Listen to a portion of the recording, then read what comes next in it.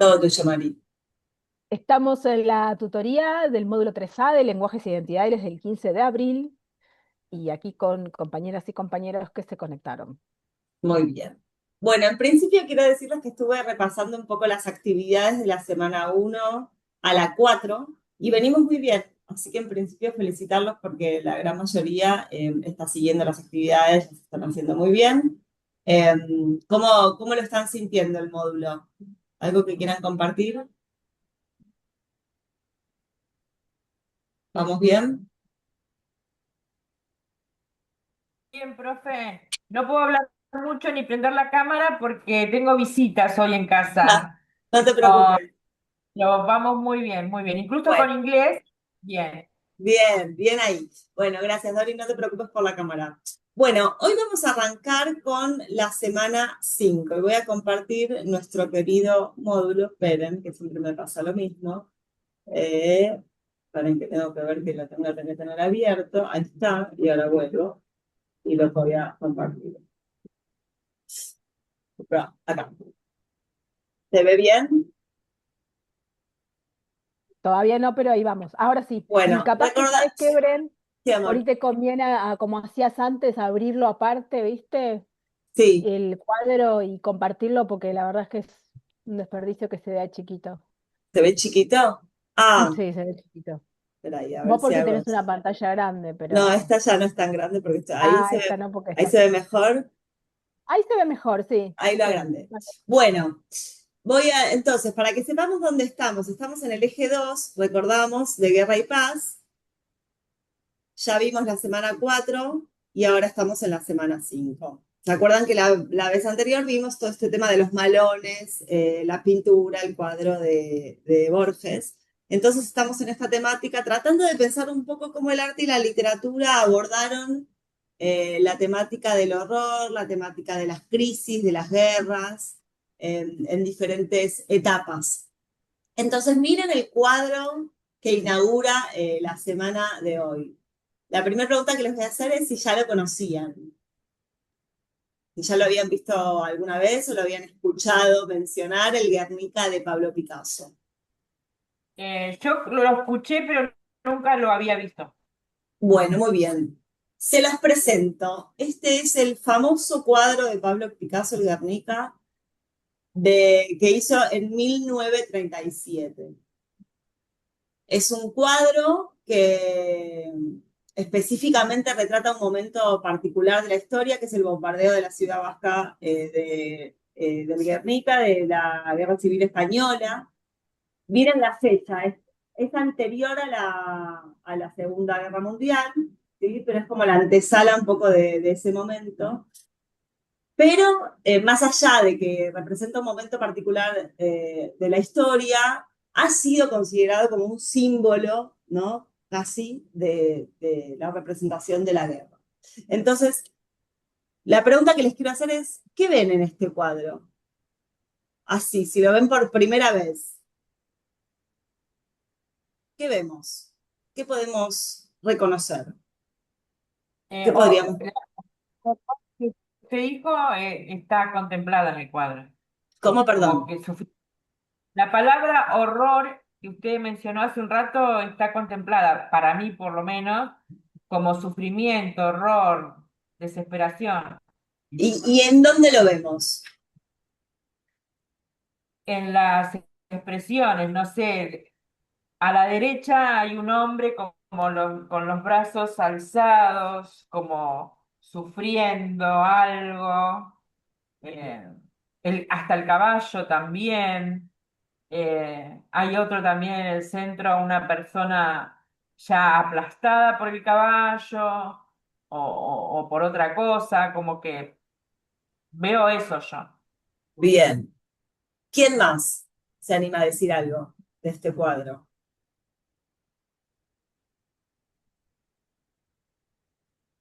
¿Cómo son los colores? ¿Cómo son las figuras? No, no tiene color, está en blanco y negro. Va, Bueno, blanco y negro. blanco, Hay negro, armas, grises, que hay son, armas sí. A ver en las el piso, armas. Ah, no. Muy hay bien. como un ojo dibujado arriba. ¿Cuál sería el ¿no? ojo? En ¿Esto? la parte de arriba del caballo no es como un ojo, justo Podría arriba del ser. caballo. También hay como una lamparita, pero es cierto que tiene esa forma de ojo, que esta forma también está presente en los ojos, ¿no? Sí, me pareció que era como más que un ojo, pero puede ser una lamparita. No, está muy bien. La manera de representar esos ojos, vieron que son como posiciones imposibles, ¿no? Como que en realidad, si bien uno reconoce que es un ojo, tiene una forma extraña, como una perspectiva extraña. Cuando uno mira hacia el perfil, no se ven dos ojos en general, se ve uno No, solo, ¿no? sí. ¿Qué más? ¿Cómo son las figuras? Las figuras, las formas.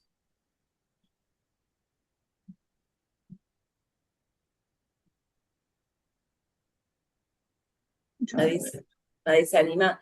Vieron que hay presencia de formas geométricas, como podría ser esta, ¿no? Sí. Y después más formas más orgánicas, como la de los cuerpos. Cuerpos desmembrados, ¿no? Cuerpos fragmentados, nunca los vemos completos.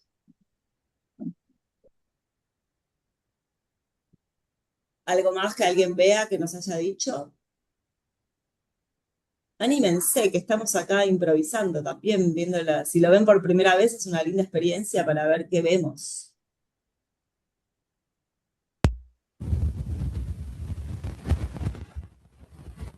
¿Esto qué es? ¿Quién reconoce? Qué cosa. No se llega a ver bien, por lo menos en mi computadora, lo que está dibujado muy chiquito. Sí A se ver. ve como espejas que van tapando a otras, se ven Ujú. sombras, algunas tienen negro, otras grises. Bien. A ver, hay algo de los colores que son blancos. ¿Por qué creen que los colores son grises, blancos, negros?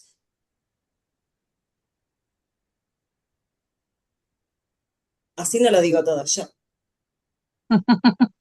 Sí, así se vería en su impresión el horror, como que no tenía colores, como que quizás el pintor asocia los colores a algo más, no sé, no tan Oscuro. trágico, Sí, claro, no tan trágico. claro, como la vida ligada al color y esto más ligada a la muerte, al horror. Perfecto. Bueno, un poco de todo eso se trata este cuadro que uno podría estar mirándolo por mucho tiempo. Les quiero contar las dimensiones. Es enorme, ¿sí? Tiene 3,5 metros de alto y 7,7 metros de ancho. Imagínense las dimensiones que tiene. Se los cuento también para que uno se imagine eh, como espectador, como de este cuadro. No es lo mismo ver un cuadro chiquitito, como puede ser de la Gioconda, que este que tiene 7 metros, ¿no? Imagínense lo que es Claro. recorrer esa pared, ese cuadro enorme. O Eh, sea, es más alto que una persona y entran como muchas personas acostadas, ¿no? O claro, es sea, como casi una habitación, ¿no? Una pared. claro. Es enorme. Y tiene un poco de todos estos elementos. Si bien podemos reconocer, como ya decían, bueno, hay un toro, hay un caballo, nadie habló de la madre con el niño en brazos, ¿no? Eh, También está, si bien podemos reconocer esas figuras, trabaja también con algo que vamos a analizar más adelante, que son los elementos del cubismo, que el cubismo es un movimiento en pintura que trabaja con estos fragmentos, estos elementos recortados, estas partes, estas formas geométricas, ¿no? Y si se dan cuenta, se está trabajando en dos dimensiones, no es un cuadro que tenga profundidad. También tiene algo de la idea del collage, ¿no? De estas partes que se van como pegando una encima de otra, alguna lo mencionó. Y bueno, es un cuadro que más que un cuadro realmente es un símbolo de la guerra, ¿sí? Como decía al principio, representa este bombardeo de la guerra civil española y es un alegato también antibélico, ya de carácter más universal, ¿no? Simbolizando el dolor de víctimas inocentes frente a la destrucción de cualquier guerra. ¿Sí? ¿Se acuerdan que un poco las semanas anteriores analizamos, bueno, cuál es la relación con el contexto social? Esta tiene una relación muy potente con el contexto, con un contexto social en particular, pero se ha convertido en un símbolo universal de la guerra y por eso en este eje de guerra y paz no podíamos dejar de mencionarlo. Así que este cuadro es el que da inicio a la semana. Ahora sí voy a achicar un poquitito, porque si no me parece que va a quedar todo muy gigante. Algo que estaba pensando mientras hablabas, Bren, es que, bueno, el cuadro, como bien dijo la profe, se llama Guernica en alusión a la ciudad que fue bombardeada, que es la ciudad de Guernica en España, ¿no? Em, pero es interesante el nombre del cuadro porque más allá de eso, también ya quedó como en la memoria, ¿no? De las personas. Entonces es como una forma de como un mecanismo de activación de la memoria, si se quiere, ¿no? En el sentido de que ahora todos decimos el Guernica de Picasso y entonces todo el tiempo estamos nombrando esa ciudad, que quizás frente a tantos horrores que tuvo el siglo XX, en cuanto a las guerras, podría decir, bueno, que fue una ciudad más bombardeada, quedó olvidada, ¿no? Y todo lo contrario. Y yo creo que parte de eso tiene que ver con este sistema que muchas veces trae el arte y la literatura de poder, bueno, establecer estos sistemas de memoria, sistemas que van construyendo también la historia, ¿no? Desde otro lugar. Sí, algo que no comentamos es que fue atacada, era una ciudad que no tenía valor militar estratégico, es decir, no estaba preparado para un bombardeo, ¿no? De una poderosa fuerza aérea alemana. Imagínense, por eso Claro, es porque el también, contexto era, mientras que Franco estaba bueno, como un dictador, ¿no? Considerado un dictador en España y tenía muchos sucesos de guerra civil, había muchos conflictos internos. Recuerden que las guerras civiles son las guerras hacia adentro de un país. Ya se estaba generando el caldo cultivo de lo que iba a ser después la Segunda Guerra Mundial. Y entonces los alemanes, o sea, las fuerzas alemanas aéreas de Hitler, no tienen nada mejor que hacer que decir vamos a probar nuestros aviones y nuestras municiones en alguna ciudad que esté en conflicto y que sea en nuestra contra, ¿no? Que claramente en alguna ciudad donde, bueno, no tenía una estrategia militar ni le servía particularmente a Hitler, pero en apoyo a Franco, ¿no? Donde su ciudad estaba convulsionada para mostrar poderío, decide ir a bombardear Guernica. O sea, aviones alemanes bombardean una ciudad de España. Eso es lo que ocurrió. Y esa fue la antesala, lo que se dice la antesala de la Segunda Guerra Mundial, que viene ahí nomás, 39. claro, entonces el arte acá cumpliendo un montón de funciones. Primero como, ¿no? Un poco la antesala de lo que va a suceder. Miren la fecha, en 1937 ya Picasso está haciendo este cuadro, sin saber efectivamente pero el arte como visionario, el arte como memoria, ¿no? Como también las funciones que el arte tiene, más allá de hacer una obra icónica, ¿no? Que como la importancia también histórica del arte. Bueno, vamos a seguir avanzando un poquito más. Bueno, en las vivencias se recupera el cuadro, pero también se lee un cuento, ¿no? El cuento es largo, no lo vamos a leer ahora porque si no se nos va toda la tutoría. ¿Alguien leyó el cuento? Ay, Nuri, levanta la mano, muy bien. Nuri, ¿qué nos querés contar del cuento? Si lo pudiste entender, leer, si te gustó, lo básico primero. Sí, me gustó.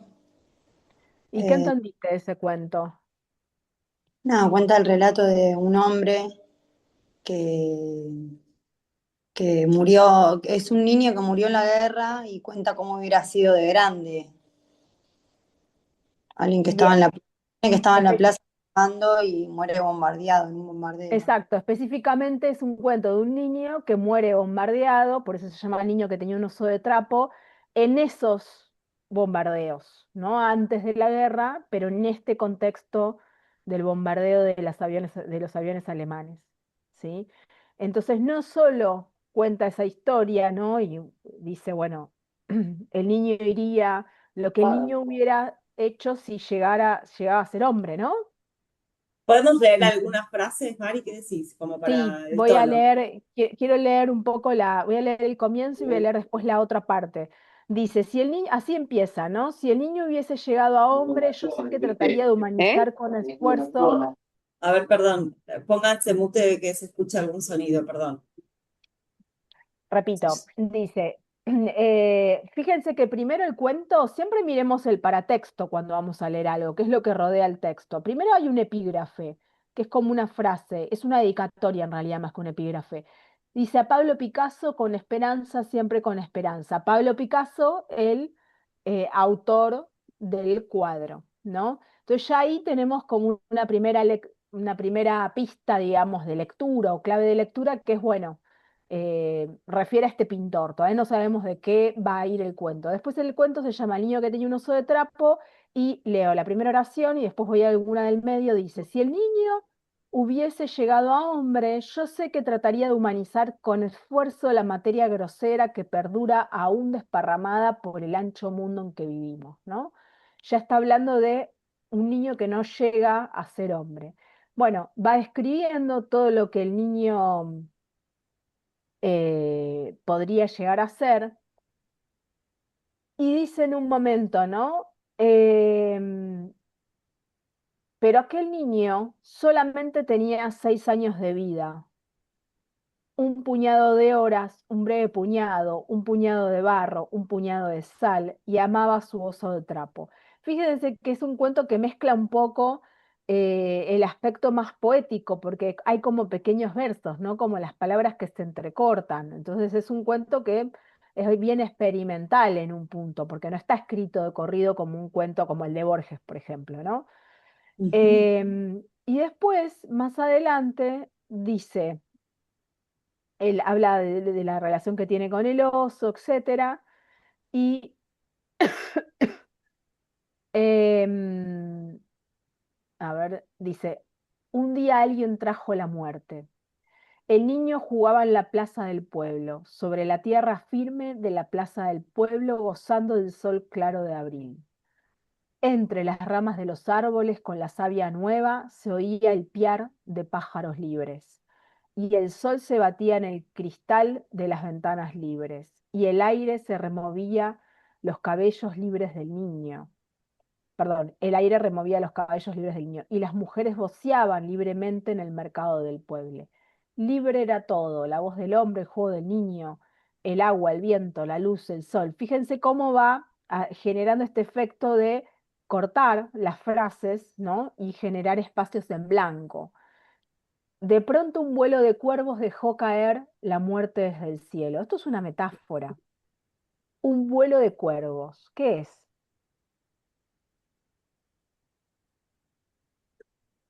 Y un vuelo de esos que bombardeaban, de Claro, de malo. los aviones, ¿no? El vuelo de cuervos son aviones, los cuervos son aviones, eso es una metáfora, ¿sí? Cuando el objeto real se reemplaza por un objeto imaginario. En este caso el objeto imaginario es el cuervo y se reemplaza el objeto real que es el avión. Y ahí se produce la metáfora. En verdad muchas veces dicen que hay una relación de semejanza entre eso que se reemplaza, pero es una relación de semejanza ahí, porque el cuervo y el avión no se parecen, pero bueno, ambos vuelan y tienen alas, entonces hay algo de eso para producir la metáfora. La muerte caía desde el cielo sobre los tejados de las casas del pueblo en forma de metralla, ¿no? Metrallas son esto, cuando explota la bomba, las esquirlas, ¿no? Lo que larga la bomba. Y entonces, y miren acá, esta es la parte más importante del cuento. Va, no sé si la más importante, pero es muy importante. Y entonces, todo en frases entrecortadas, hubo un caballo desventrado, atravesado por una lanza.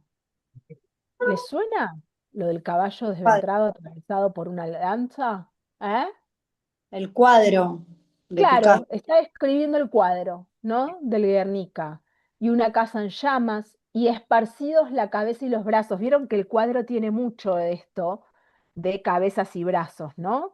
De un hombre muerto y una mano empuñada, una espada rota y una mujer desnuda a rastras y en una ventana un, un perfil gigante de otra mujer llorando, con los pechos y las manos separadas encima del alféizar. El alféizar es ese como la repisa que tienen algunas ventanas, ¿no? Donde uno pone las macetas.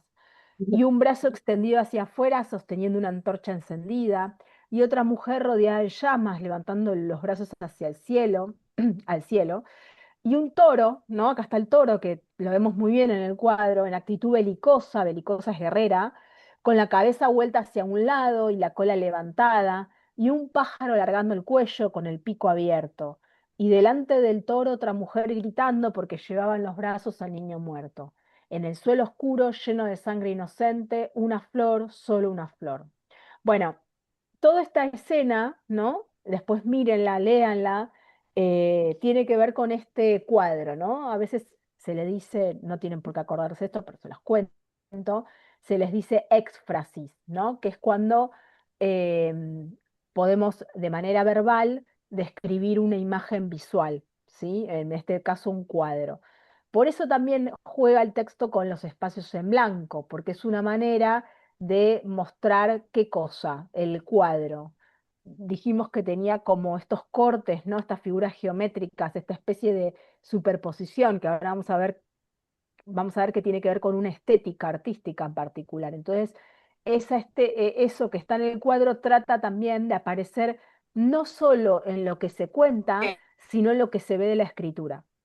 Por eso este juego de saltar, ¿no? Y dejar los pases en blanco, las palabras cortadas, que aparezca esta idea de superposición, que en la escritura es muy difícil de hacer, porque la escritura es lineal, una letra detrás de la otra, una palabra detrás de la otra. Es como casi imposible poder salirnos de esa linealidad de la escritura y sin embargo se buscan estrategias para poder mostrar visualmente, ¿no? Esto es algo que ya vimos con los poemas, mostrar algo más, además de lo que dice. Y en el Mm, final, por sí. último, no, ¿quién quería decir algo?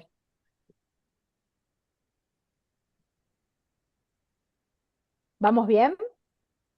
Sí, Mm, En el último parte ya hay algo explícito en el cuento, ¿no? Que dice el niño y está el nombre, el apellido, muerto en el bombardeo de los aviones alemanes el día 26 de abril de 1937, Guernica, ¿no? Entonces aparece ahí también como el dato concreto, esto que hablábamos también del diálogo con la realidad. Claramente el cuento, el escritor toma un caso real porque le pone nombre y apellido. En realidad no lo sabemos, pero si está, consideramos que es muy probable que sea real.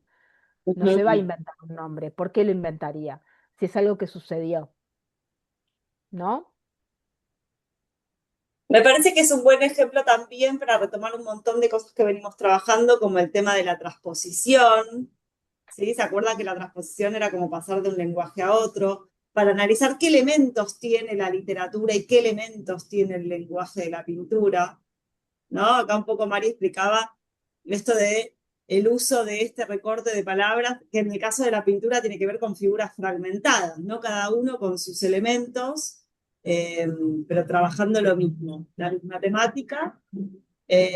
Un poco también el cuadro es lo primero que se hace y el cuento refiere a ese cuadro tan famoso de Picasso.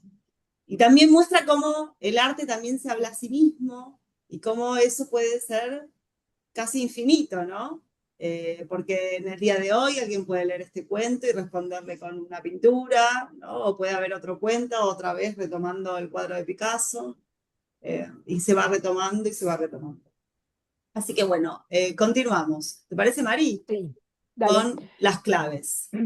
Sí, yo voy a mostrar las claves, voy a saltear las primeras claves, que es como una introducción que ya estuvimos hablando ahora, Dale. y arrancamos con las claves de narradores y puntos de vista. ¿Se acuerdan? Y yo ya estuve corrigiendo y viendo que estuvieron cambiando el punto de vista en el cuento de Borges, ¿no? Y no sé cómo les fue a ustedes la experiencia, pero habrán notado que en algún momento, aunque querían copiar, porque la consigna era que copien la frase exacta, ¿no? Del cuento de Borges, que la transcriban, pero cambiando el punto de vista. Y cuando cambiaban el punto de vista, ¿qué pasaba?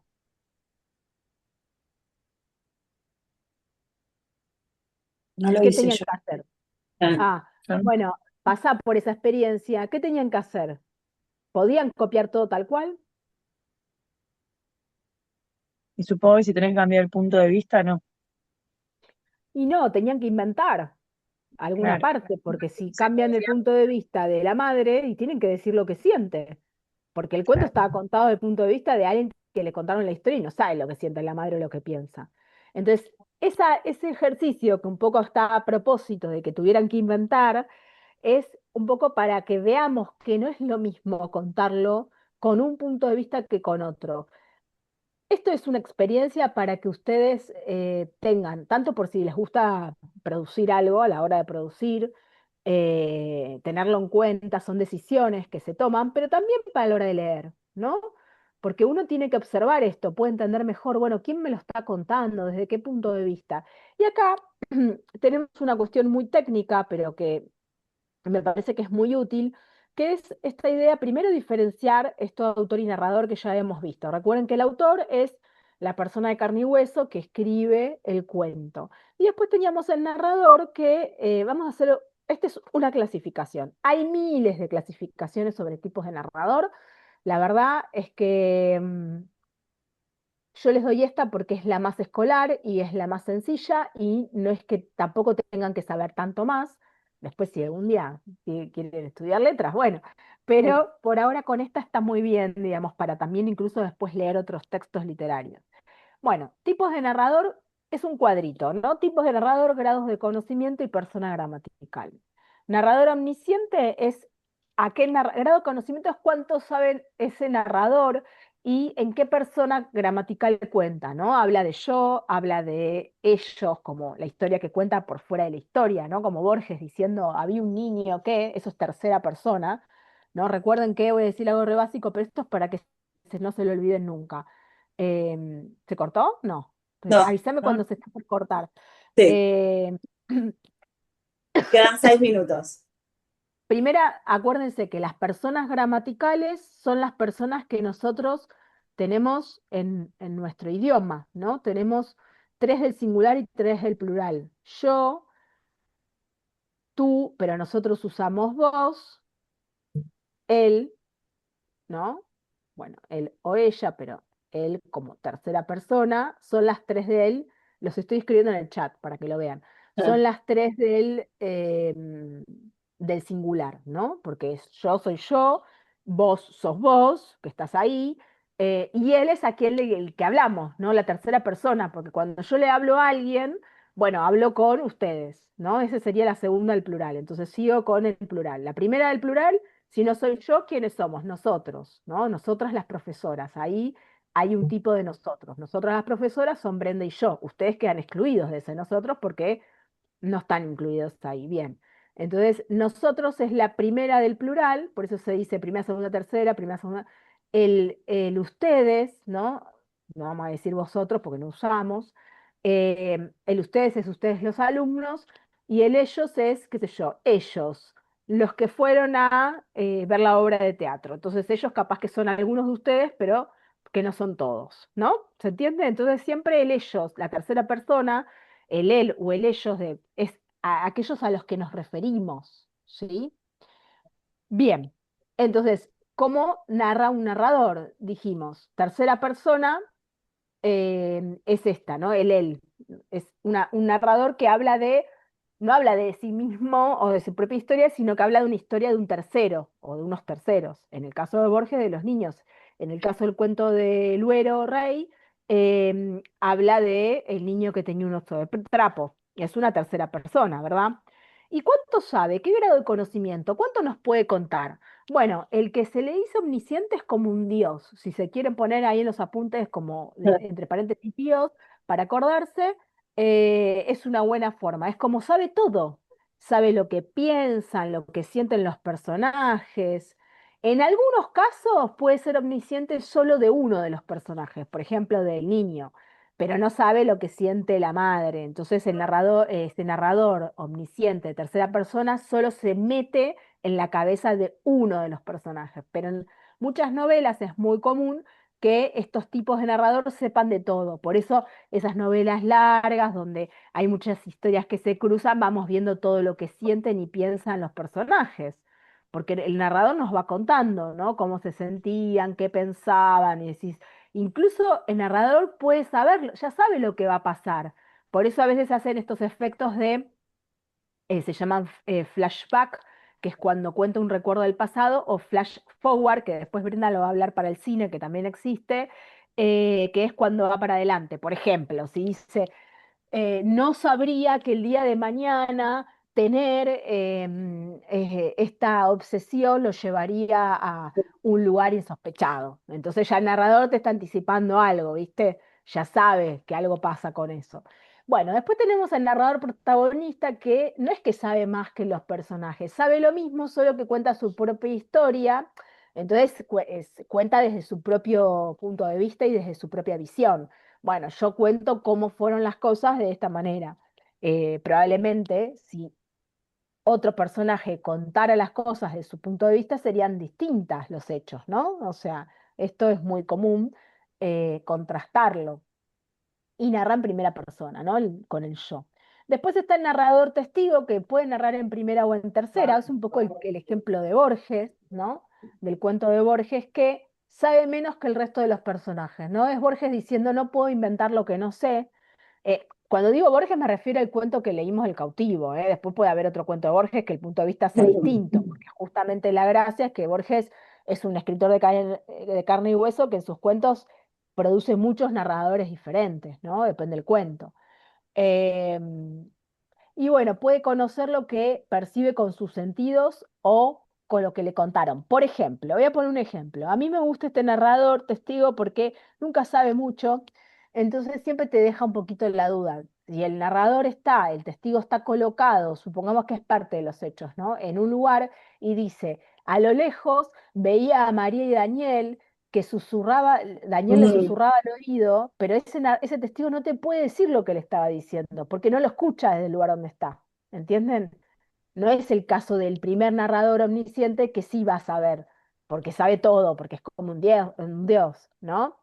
Bueno, ese era como un ejemplo que, entonces por eso dice, puede conocer lo que percibe con sus sentidos, es decir, lo que ve, lo que escucha, lo que huele, o lo que le contaron, pero hasta ahí llega su conocimiento, más no puede. ¿Sí? ¿Vamos bien? Sí. Perfecto. Bueno, ¿cómo? ¿Qué Bueno, más? continuamos.